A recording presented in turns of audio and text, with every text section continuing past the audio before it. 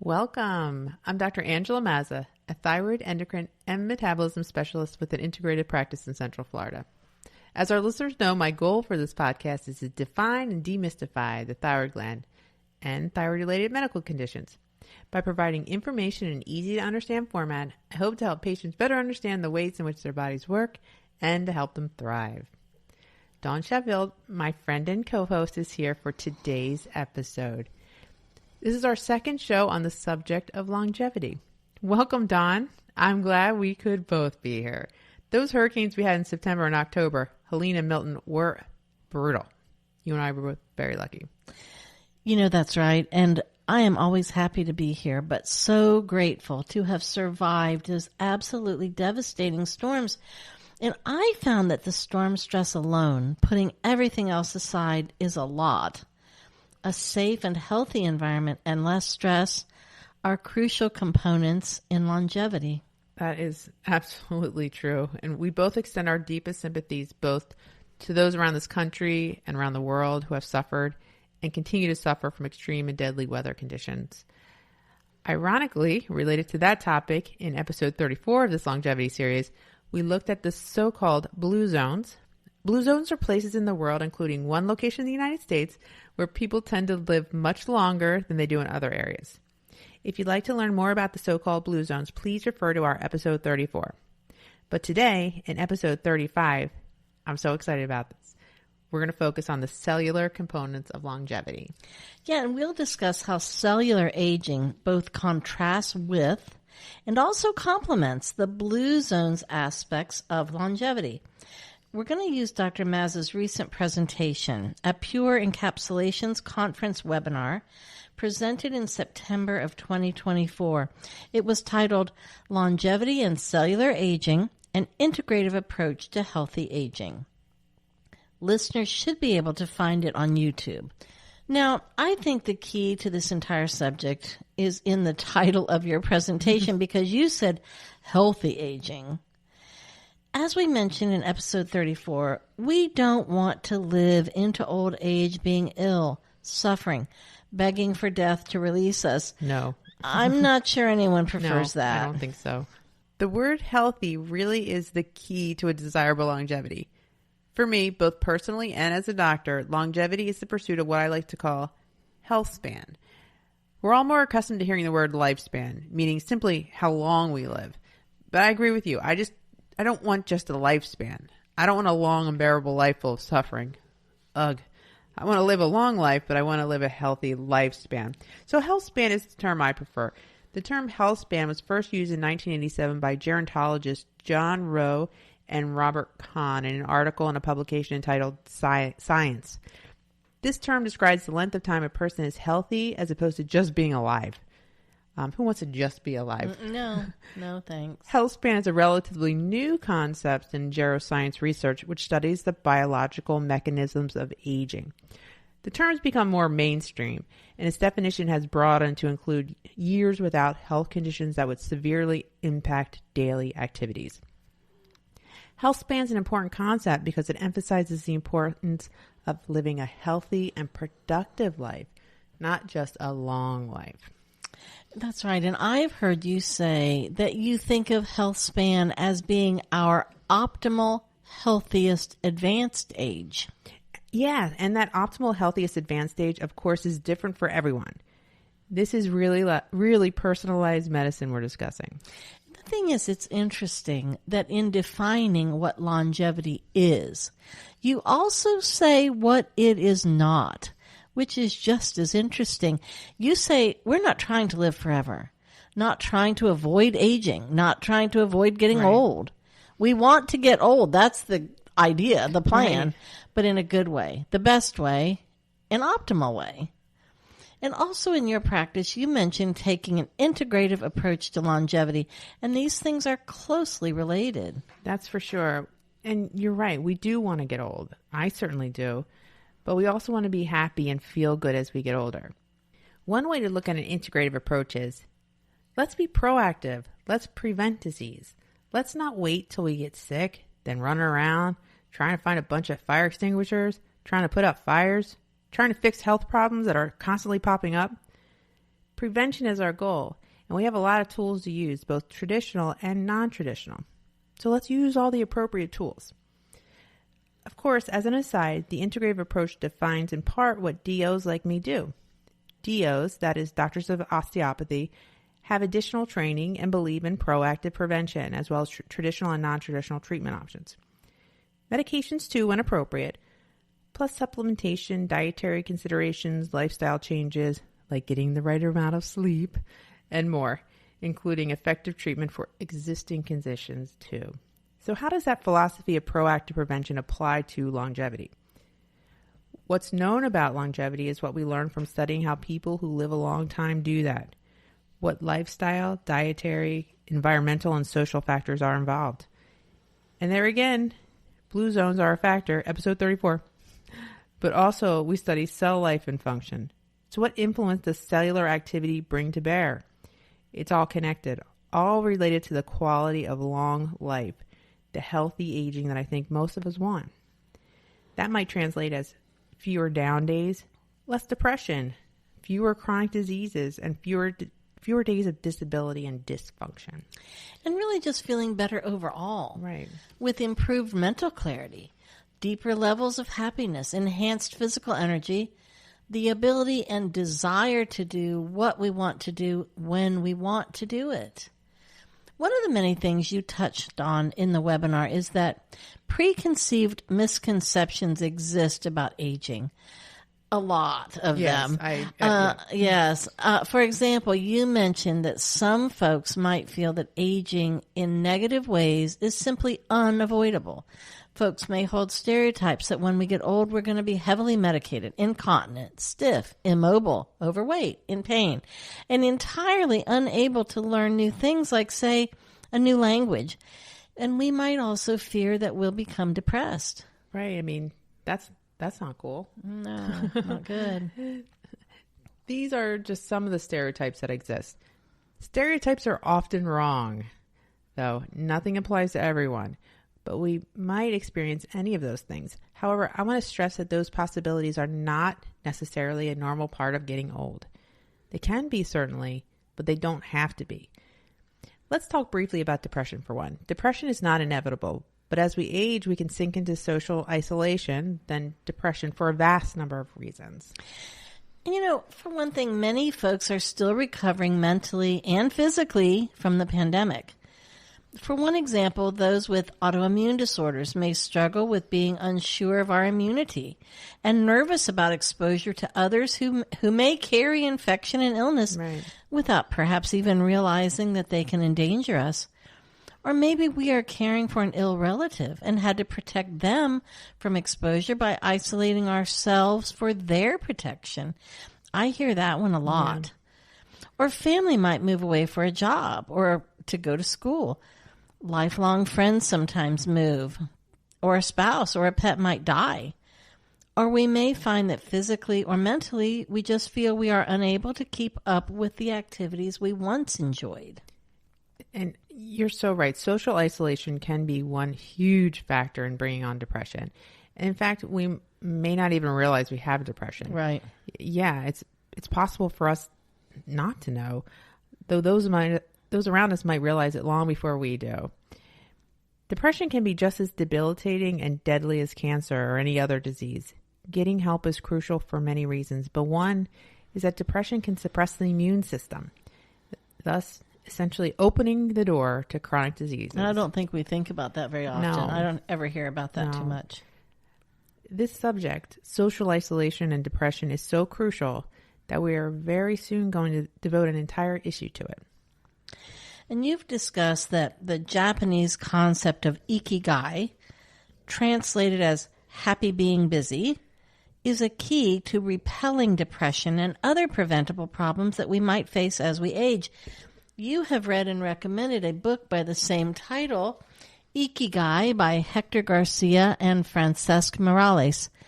I bought it after hearing you discuss it, and it's really, really good. Yeah, and in fact, yesterday I recommended it to a couple other people that I happen to be talking to.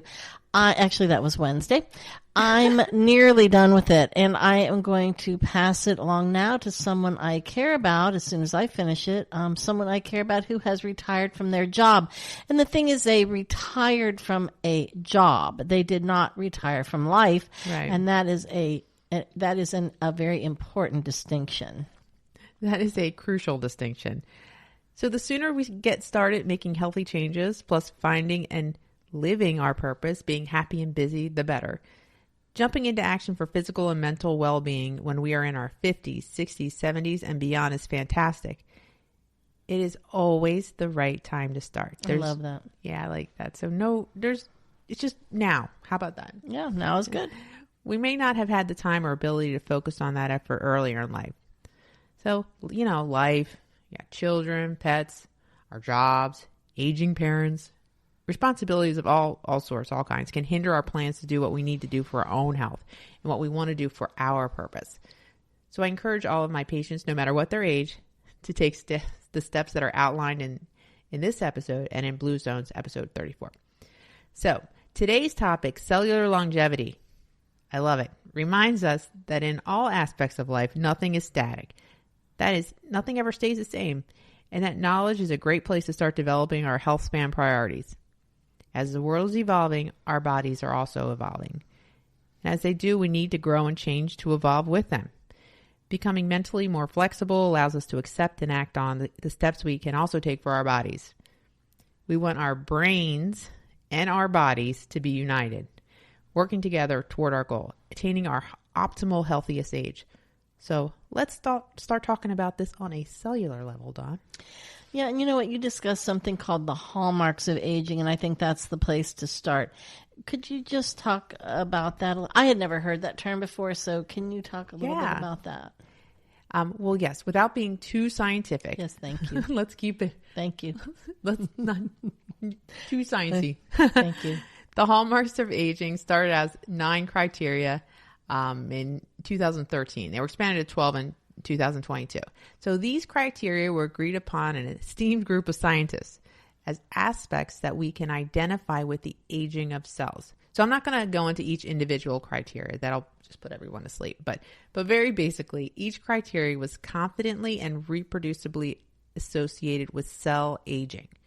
There was a possibility to accelerate aging by experimentally accentuating the hallmark, but on the other end, there was the opportunity to decelerate or reverse aging by intervention. The key is that there is an interdependence of these aging hallmarks. This means that by experimentally affecting one specific hallmark, this usually affects the other hallmarks as well. So everything's related. This underscores the fact that aging is such a complex process and that it has to be conceived as a whole. So addressing one hallmark, you might be able to slow down aging. But if you address all of them, you might not age.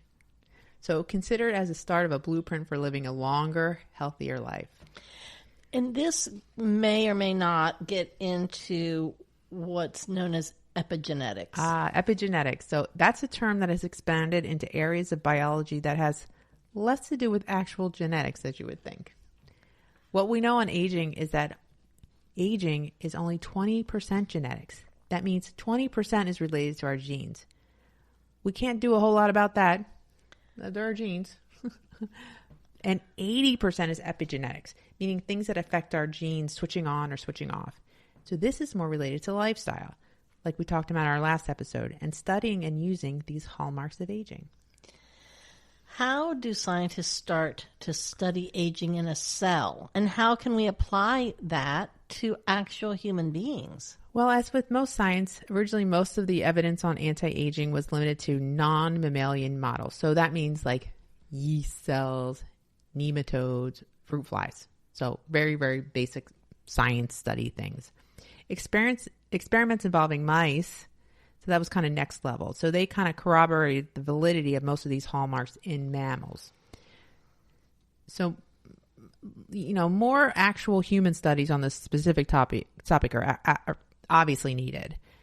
But interestingly, there is a dog aging project that's led by a large group of scientists across a number of large academic institutions. It's pretty cool. So we know studying aging in humans is probably challenging, expensive. It is what it is. It's tough to experiment a lot on people. And dogs really are truly our best friends. Even though they age more rapidly than we do, they never live long enough, but they have some of the same diseases of aging. They're also genetically diverse. Think about all different breeds of dogs. And they share our environment. They live with us. So by studying aging in dogs, we can expand our knowledge of the aging process, not just in dogs, but in humans too.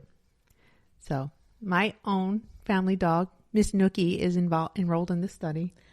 It's so cool. We get little updates on it. So more to come on this. But this is kind of a really cool study. We're starting to get some of the initial data. I believe it was renewed for another NIH grant. Wow. Do you fill in a questionnaire? Or? Yeah. So when she enrolled, all by herself. She consented via me. Yes. Dr. Mazza consented for her. And it was like a lot of information, like what her past history was, basic stuff like what breed she is, how old she is, what she's had in the past. They wanted to upload her medical records. Now, there is an active arm where they treat with a medicine called rapamycin for some dogs. So that's kind of digging in a little too deep. Nookie couldn't qualify for that based upon her weight, but there's lots of different arms and there's going to be so much data coming out of this. That's fascinating. It's cool. She's such a superstar. She really is. I'm not biased or anything, but well, no, me neither. That's just an amazing story. When you first said studying aging on dogs, I was like, and then no, it's just like environment. But there's no actual dissection or anything. Yes, good. Very good. Yes, that's great. That's what you were thinking. Yeah, well, just for a second. I just got a little nervous there for a second. But yes, then when you said Nookie's enrolled, then everything's good. Yeah. All fine. So again, without getting too specific on the science, are there genes of aging or longevity genes that we can intentionally affect? Which I feel like maybe that's what you were saying just a minute ago. And if so, how can we activate them? I'm desperate. Okay. Yeah.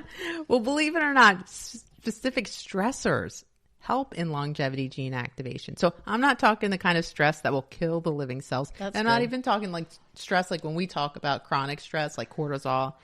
There are plenty of stressors that will activate longevity genes without damaging the cell. So like certain types of exercise, intermittent fasting, low protein diets, exposures to extreme hot and cold temps.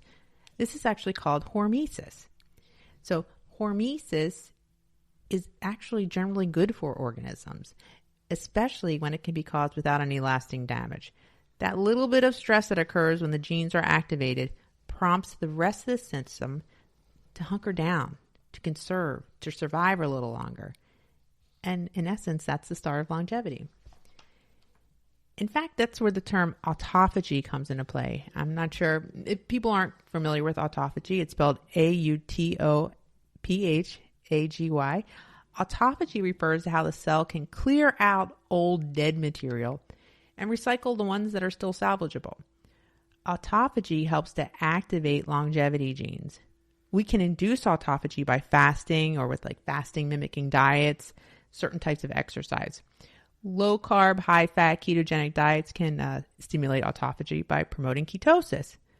Ketosis is a metabolic state where the body burns fat for energy instead of sugar. Some foods can also activate autophagy, like coffee, one of my favorites. Mm-hmm. Green tea, one of my other favorites. Natto, miso, broccoli, olive oil, and ginger. Natto and miso are fermented foods from Japan. And what about the specific longevity genes? Well, there are a number of them. Just to name one group of genes, there are the sirtuins. That's SIRTUINS.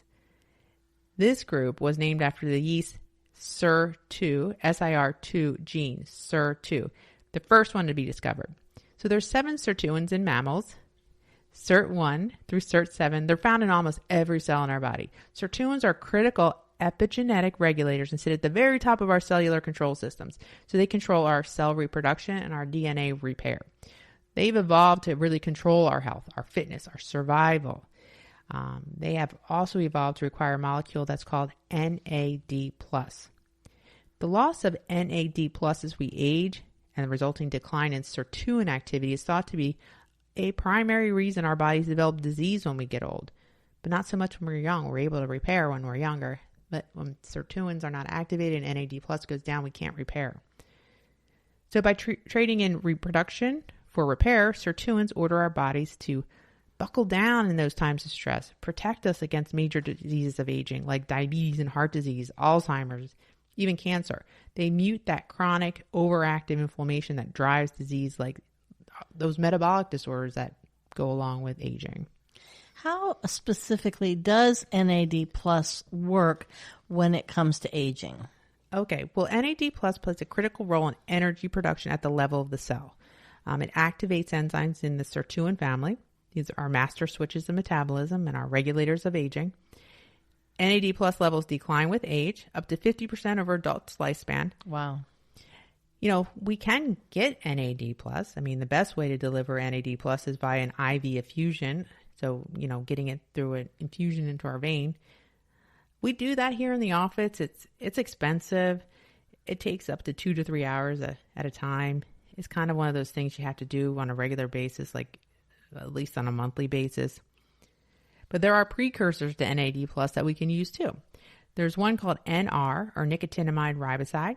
It is an oral formulation that increases NAD precursor, NMN, which then enhances NAD+. So NR goes to NMN and then to NAD+. I know it's kind of a little chemistry. As far as contraindications or safety issues with NAD+, are there patients who maybe should not take the supplement? Right. Well, it hasn't been evaluated in women who are pregnant or breastfeeding or in children. That's kind of true for a lot of things. People with liver or kidney issues should probably be a little cautious. NR actually might lower blood pressure, so folks who are on blood pressure meds should also be cautious. And for the most part, it's safe. It's generally safe. At most, folks can experience some nausea or headache or fatigue. Nothing that doesn't go away. You know, I've also heard a lot about resveratrol. What is that, and how does it affect cellular aging? Resveratrol. Yes, I just throwing it out there, trying to catch a fish. Well, resveratrol is a polyphenol and an antioxidant, so it's found in red wine, red and white grapes, and berries. So polyphenols are a class of chemical compounds that they're naturally found in plants and some plant-based foods. They're a type of what we call phytonutrients. They're chemical compounds in plants that have specific health benefits.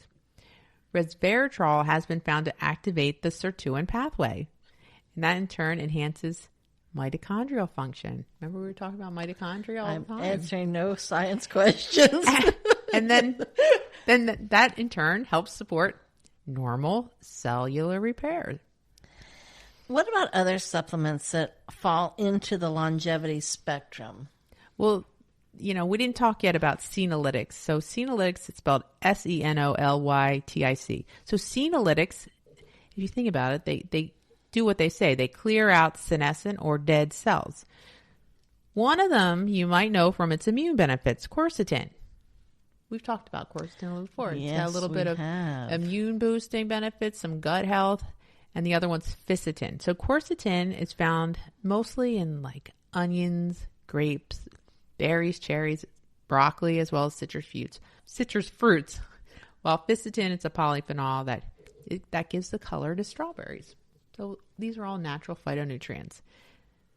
So in summary, I know we got a little sciencey, but longevity is the process of a long lifetime if we are lucky.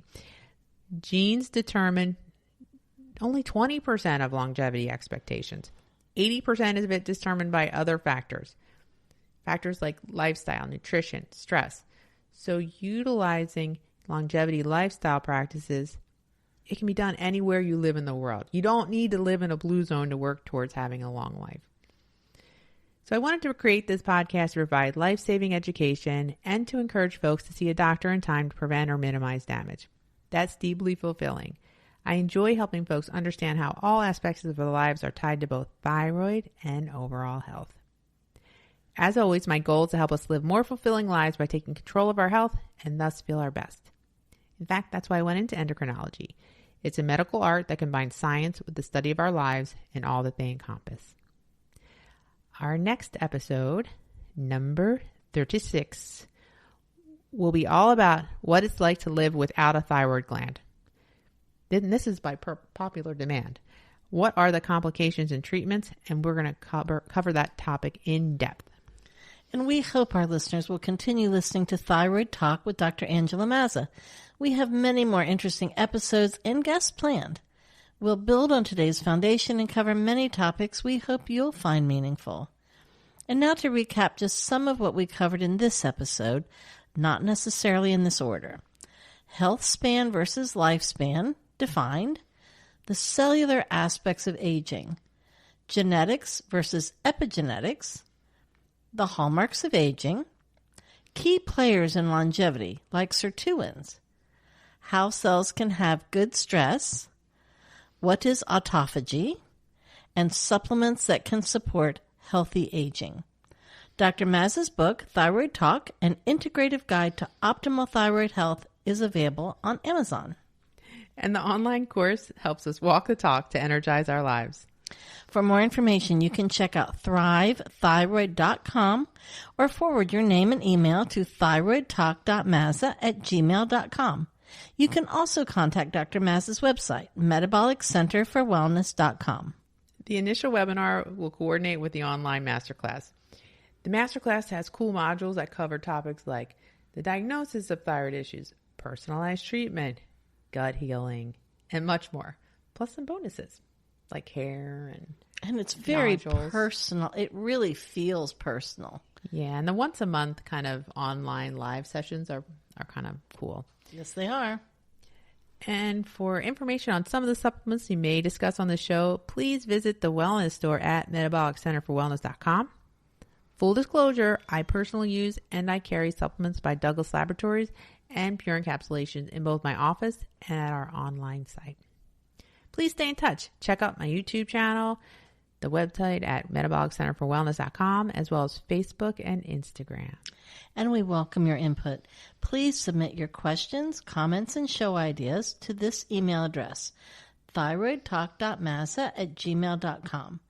We may disclose your general location on air, the city or town, for example, but we will not read your name nor your address on the show. We reserve the right to edit your input as necessary, and Dr. Mazza reads all the questions that she receives, and they're really important. It's just that she cannot personally respond to most of them from really time constraints. Dr. Mazza has a medical staff on site, of course, but none of them work on the podcast. So please know that your input is valued whether or not you receive a response. And finally, don't forget to ask your healthcare provider any specific questions regarding your wellness. This podcast is meant for educational purposes only.